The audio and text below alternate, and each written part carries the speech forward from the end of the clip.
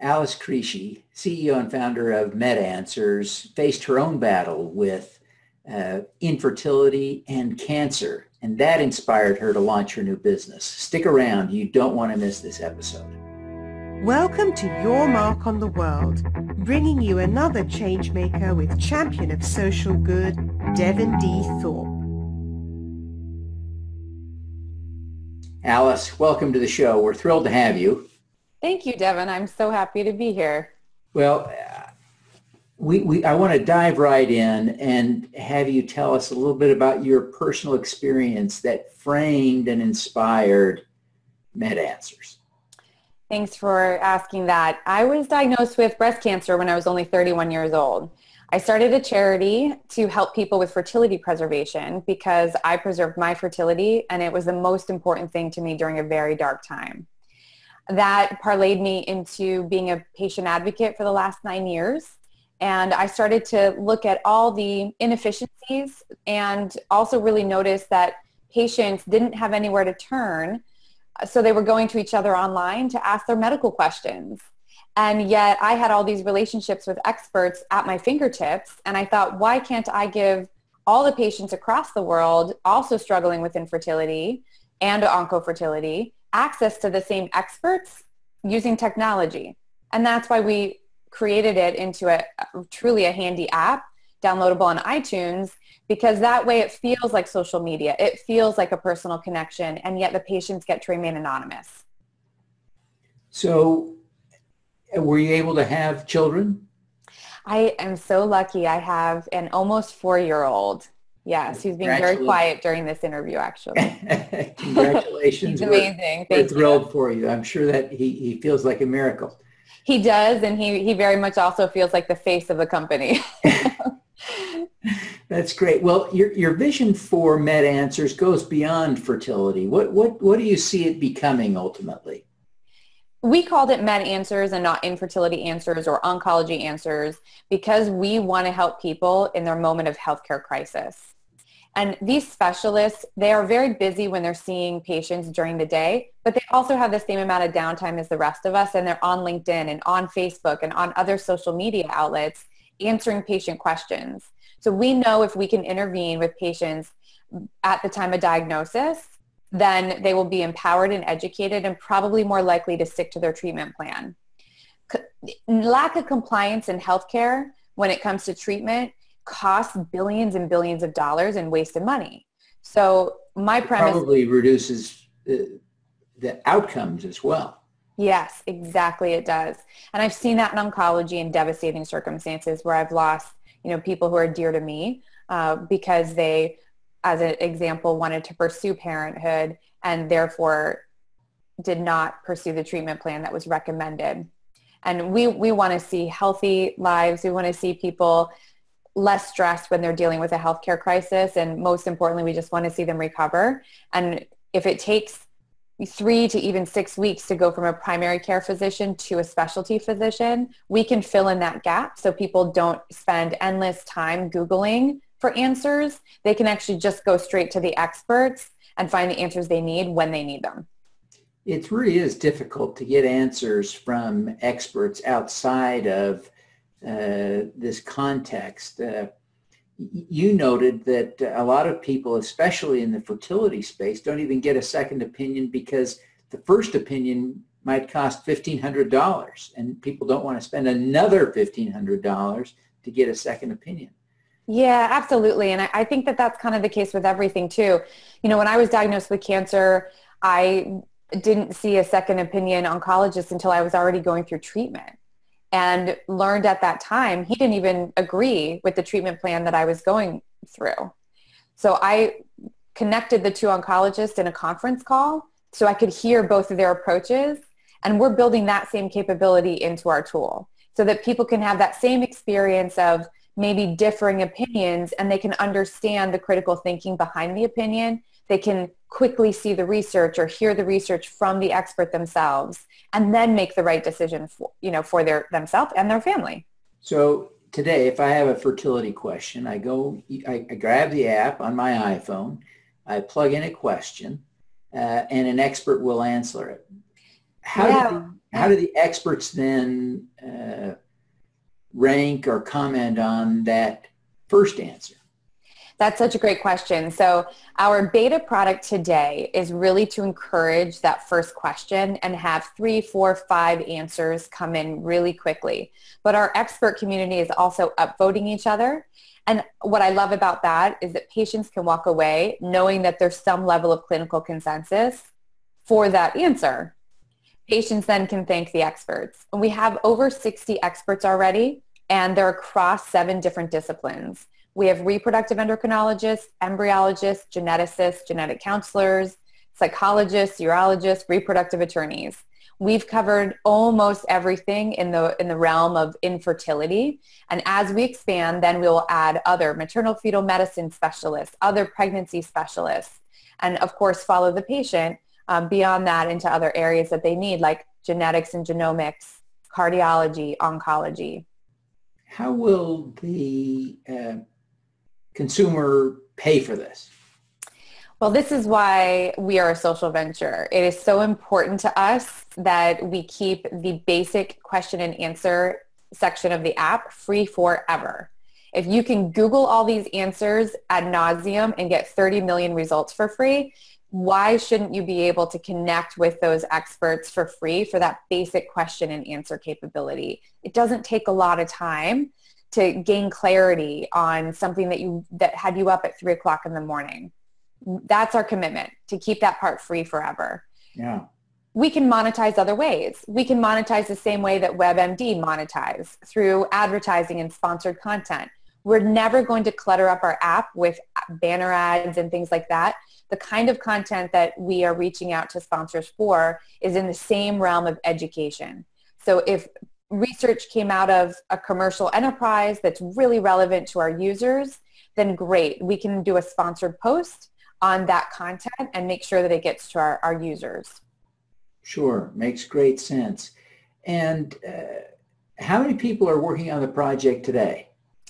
I have such an amazing team of about 20 people who work tirelessly to realize this vision. It's an incredible team. That's great. Now the iPhone app is ready today. When do you anticipate the Android version will be available? I just need a couple more months and then we're ready to go on the Android. Is there a web version available or not?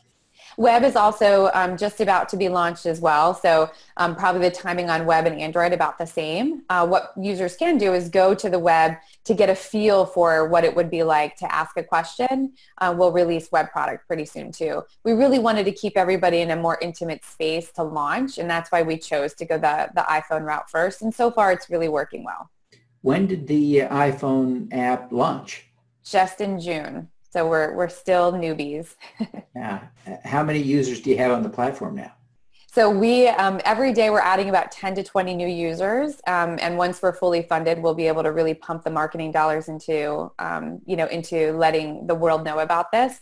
But we really wanted to keep our beta at 500 users, and then we'll go ahead and really release it to the world. Tell us a little bit about your funding strategy. Yeah, so, as a busy single mama doing a startup, we wanted to open the opportunity for people to fund us who might have never invested in anything before. So we're going down 2 tracks. One is called a Reg CF, which was newly adopted only a little over a year ago by the SEC. And that allows both accredited and non-accredited investors to join us. Which platform are you using for your crowdfunding raise? We're using Start Engine.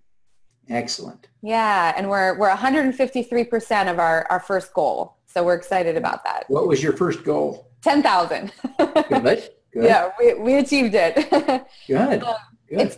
It's been a really incredible experience though, because through that process, we've also been able to inspire and educate people who might have a little bit of disposable income. And by little, I mean truly maybe just $250 or $500.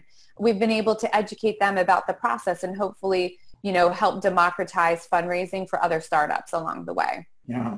But we're also raising money from accredited investors as well. Great. And that's in a separate raise that you're conducting at the same time? Simultaneous, yes. Okay. Fantastic. It's an exciting space, modern fundraising, and I congratulate you on the progress you're making already and wish you continued success there. Thank you. So Alice, you clearly are a role model to a lot of people, especially young women who are going through challenges like you've overcome. Who do you look up to as a role model? What a great question. Oh my goodness, that's such a good question. It got me a little teary. I look up to my parents. They've overcome a lot in their life. So, and they believe in me. So no matter what, challenges that I've ever faced, I can turn to them and, they know that they invested and, they're not accredited investors. And just in case your audience, that word means they're not rich. And, I look up to them. Oh, that's great. I'm glad they invested in your business. That's a great show of support. Absolutely. You talked about your experiences, and they are clearly foundational for the business, but there are a lot of women that have been through similar experiences, tragically, but they didn't do what you've done. Why did you feel compelled to do something? Oh, that's such a good question. $1 million question there, Devin. It feels like a calling. It really does. I couldn't not do something.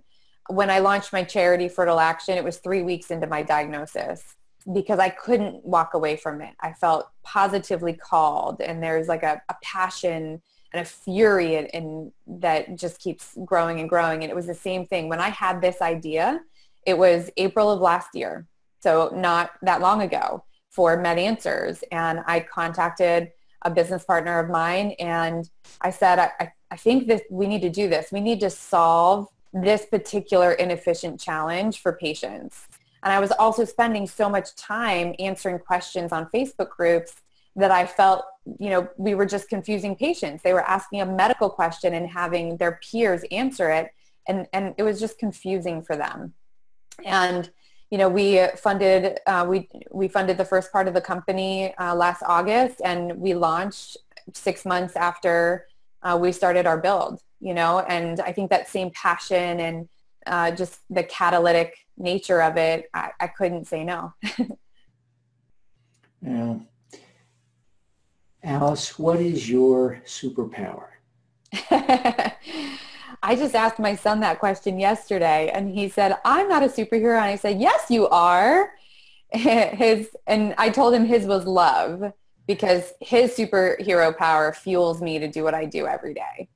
But I would say if I have to have a separate superhero power, it's probably being the catalyzer. I can catalyze things very quickly, and my team probably would tell you it's enthusiasm.